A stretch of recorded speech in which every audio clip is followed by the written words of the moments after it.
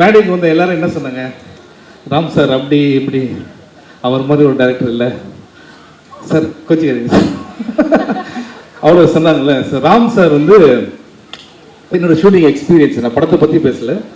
So first day shooting போகிறேன், நாளைக்கு shooting பாலக்காடில். Sir location வந்துருங்க அப்படின்னாரு. அதாவது நானும் 18 வருஷமாக சென்னையில் யாருக்கும் லொக்கேஷன் நம்ம கூப்பிட மாட்டாங்க, ஷூட்டிங்க்கு தான் வர சொல்லுவாங்க.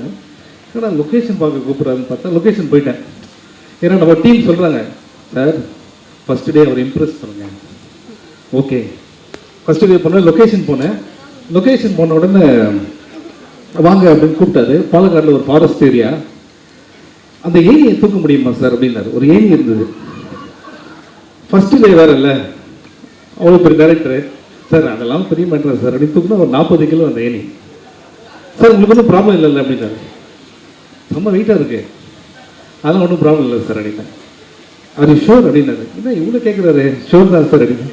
இந்த ஏணியை தூக்கி தான் சார் நீங்கள் நேராக போனீங்கன்னா ஒரு ரயில்வே ட்ராக் வரும், அதை தாண்டி காட்டுக்குள்ளே போனோம் அப்படின்னாரு. திரும்பி பார்த்தா ரயில்வே ட்ராக்கே இல்லை, அதுக்கு பின்னாடி ஒரு காடு இருக்குது. உடனே ஆர்ட் டிபார்ட்மெண்ட்டை கூப்பிட்டேன், இப்போ கொஞ்சம் தயவு செய்து இந்த ஏணி வெயிட்டை கொஞ்சம் கம்மி பண்ண முடியுமா அப்படின்னு. இவன் என்ன கேட்டால் எதாவது ப்ராப்ளம் மச்சு சார், ஒன்றும் ப்ராப்ளமே இல்லை சார், ரெடி. காலைல ஷூட்டிங் சார், காலைல 6 மணிக்கு ஒரு ட்ரெயின் வருது, அந்த ட்ரெயினில் தான் போகணும் அப்படின்னு. 5 மணிக்கு எல்லாம் ரெடி ஆகிட்டோம். ஸோ 5 மணிக்கு அந்த ஏணியை தூக்கிட்டு போகிறேன் நான். கேமரா எங்கே இருக்குது எது இருக்குன்னு தெரியல.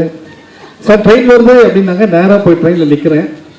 ஃபஸ்ட்டு டே இல்லை சார், என்னமா சார் இம்ப்ரெஸ் பண்ணோம் அப்படின்ட்டு ட்ரெயின் ஸ்லோவாக போகுது. ட்ரெயின் பண்ணோன்னே நான் வந்து அந்த கல்லுலாம் இருக்குல்லாம் தாண்டி அந்த காட்டுக்குள்ளே போயிட்டேன். கட்டிக்கிட்டு யாரும் சொன்ன 5 நிமிஷம் யாருமே வரவே இல்லை. அப்புறம் ஓடி வர ராம் சார் வந்த உடனே, சிவா கலெக்டிங்க சூப்பர் சொல்ல போகிறான்னு பார்த்தா அப்படின்னாரு. நான் அவ்வளோ நல்லா பண்ணியிருக்கேண்ணா அப்படின்னாரு. ஐயோ அந்த ட்ரெயின் கலர் எனக்கு பிடிக்கல சார் அப்படின்னாரு. நீ நல்லா பண்ணலன்னா பரவாயில்ல, இந்த ஏனிக்கு நீ என்ன தப்பாக பார்த்தா கூட பரவாயில்ல, ட்ரெயின் கலரே பிடிக்கல, நான் என்ன பண்ணுறது?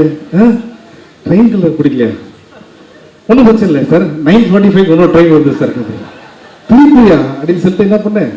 ஸோ நீ பிரேக்ஃபாஸ்ட்லாம் சாப்பிட்டு திருப்பி ஒரு 8 சார் ட்ரெயின் வருது சார், திருப்பி அங்கே ட்ரெயின் வர டைமும் நான் போகிற டைமும் எல்லாம் கரெக்டாக இருக்கணும். ஸோ திருப்பி போகிறேன்.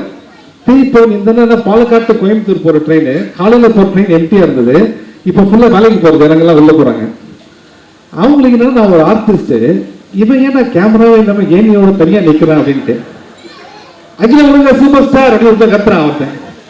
எனக்கு ஆமாம் அசிவசியமாக ஒரு வாயில், டே தயவுசெய்து நான் உனக்கு ஒரு ஆய் சொன்னேன்னு வச்சுக்க, இதுக்காக நான் வேற ஒரு